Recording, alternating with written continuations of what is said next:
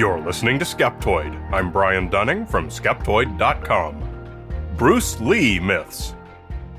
There's one thing you learn early on when researching Bruce Lee, and that's that he's revered with a sort of bizarre mystique by nearly everyone who writes about him, more than 40 years after his death.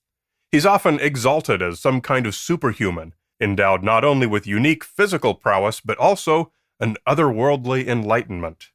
Others go the opposite direction, claiming that nearly everything said about him is false and that he was little more than a bad actor who was good at push-ups. Consequently, a whole subculture has arisen, obsessed with the mythology of Bruce Lee. Today we're going to see which are true and which are bullshido. Before delving into the facts and fiction of the many myths surrounding Bruce Lee, it's probably useful to give some basic background information about him to keep everything in proper context.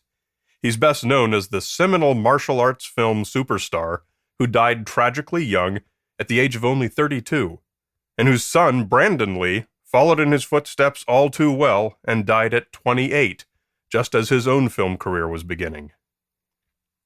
Bruce Lee was born Lee Jun-fan in San Francisco's Chinatown in 1940, but grew up in a wealthy neighborhood in Hong Kong, the son of privileged parents. His father was an opera star and used his connections to get nearly 20 movie roles for young Bruce. But he showed little interest himself. He was not exactly a model child. He ran with street gangs and got into a lot of fights, and studied the fighting martial art of Wing Chun in an effort to no longer get beaten up quite so badly. The one thing he excelled at in school was cha-cha dancing, which hinted at his extraordinary skills controlling his body. The fighting and poor conduct at school got to the point that his father sent him back to the United States to live with family. In college, he split his time between studying drama and teaching his own version of street fighting techniques. As he met more people in the American martial arts community, he began giving demonstrations at competitions. As he was not an adherent to any particular formal martial art, he did not compete himself. Indeed, he described his own system as the style of no style. But he did become well known for his truly ridiculous physical condition, his ability to strike at prepared opponents before they could react, and above all, his amazing speed. He did a lot of boxing and weight training. Inevitably, his demonstrations and connections led him back to the entertainment industry. He did some television and then starred in 5 Hollywood features, before his sudden and unexpected death cut everything short. So, with this biographical information in hand, let's look at a few of the many myths about Lee that have been floating around for more than 40 years. Bruce Lee was actually an expert in insert some martial art here, but was not an expert in insert some other martial art here. This is the core of a lot of the popular debates about Lee. It seems everyone's either trying to claim him as one of their own or poo-poo him. He did study Wing Chun, but never completed his training. He also trained privately and informally with friends and colleagues throughout his life. The truth is that he was not a master of any martial art. He was probably pretty good at a few, and may have even been competitive, but would have been unlikely to win any tournaments against professional masters of those disciplines. That wasn't what Lee did. The techniques he taught were largely of his own devise, and the techniques demonstrated in his movie fight scenes were flamboyant stagecraft more than they were formal styles. Bruce Lee was a paper dragon, a term meaning all bark and no bite, or all hat and no cattle, or that kind of thing. This is a bit of an unfair charge, since Lee was not known to make the kinds of claims that we associate with bullshido masters. He didn't claim to have forbidden knowledge from a secret temple or anything like that. He did what he did. He did it very well, and never claimed to do anything different.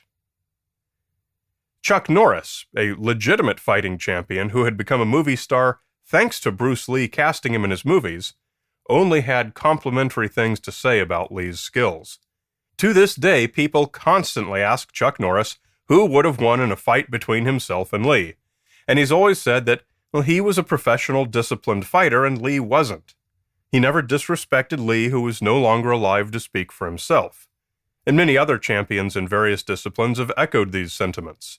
Gene LaBelle, Ray Mancini, and Stephen Bonner have all gone on record saying Lee was a supremely gifted athlete, but who shouldn't be expected to have won fights in formal disciplines that he didn't practice.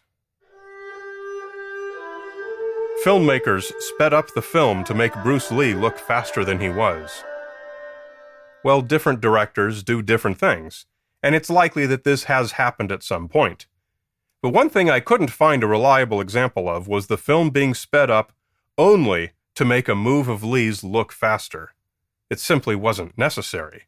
However, sometimes when there are guys flipping each other or spinning around in the air, a lot of shots like that are sped up to make the movements appear more violent. But it's never to make Lee's punches or kicks look faster. Indeed, often his attacks are shown in slow motion. At normal speed, a lot of his moves are imperceptible blurs at 24 frames per second. If you want to watch Bruce Lee scenes to evaluate his speed, I recommend turning the sound off. The legendary martial arts movie's sound effects definitely skew your perception.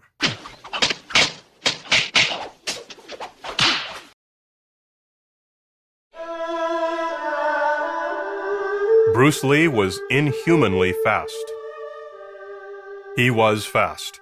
But if you watch his fight scenes with the sound off, nothing looks impossibly fast. Where this myth comes from is the stuff he would do at live demonstrations, which it must be stressed were thoroughly practiced specific moves. The words stunt and trick come to mind. But that's not to take anything away from them. They were extraordinarily performed stunts, and tricks that would be beyond the capabilities of many of Lee's peers. And this next myth is a good example of his most famous live demonstration. Bruce Lee had an incredible 1-inch punch.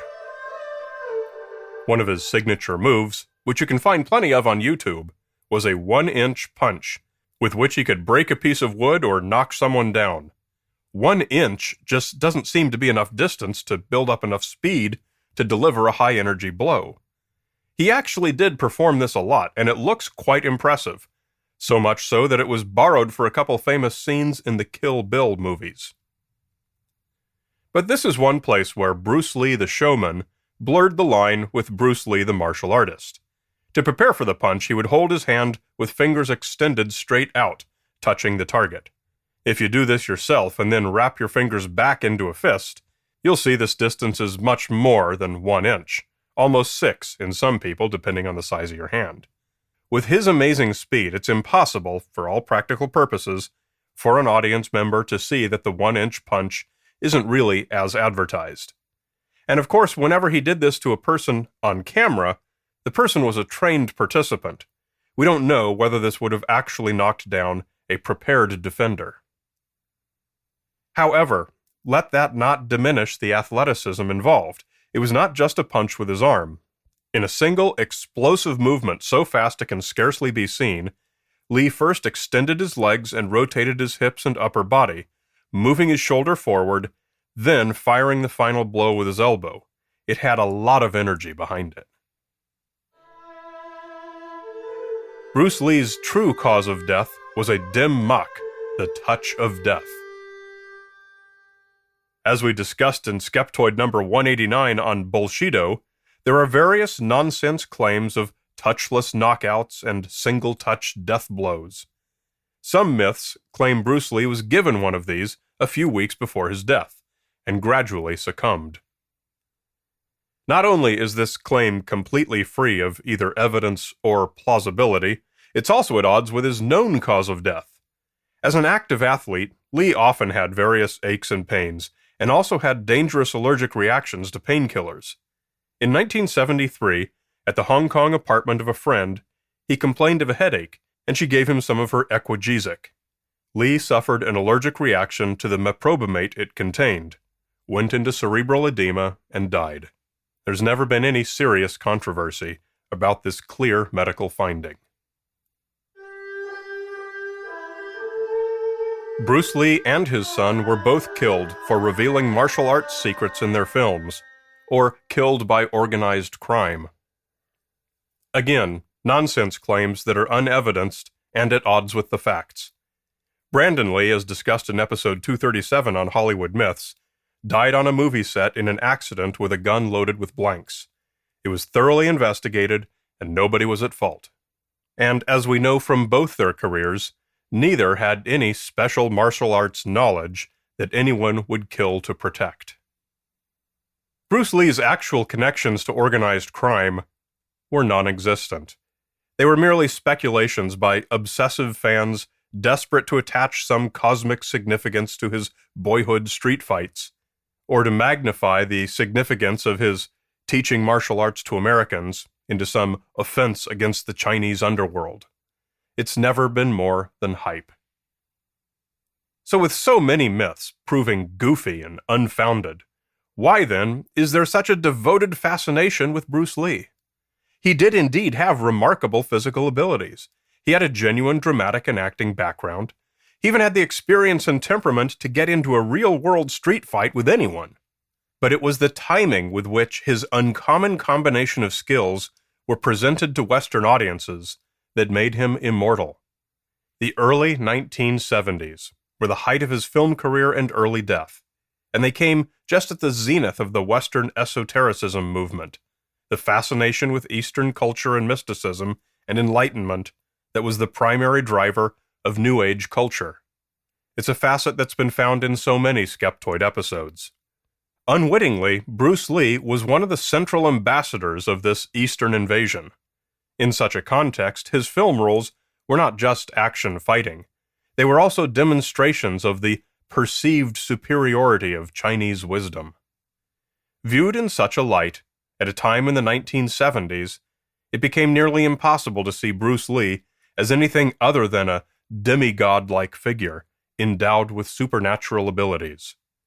It would have been truly remarkable indeed if his cult-like image had not emerged. So go turn on Enter the Dragon. Sit back and enjoy a master at work. You need not cloud the experience with woo, supernaturalism, or myth. Bruce can hold his own against any of them.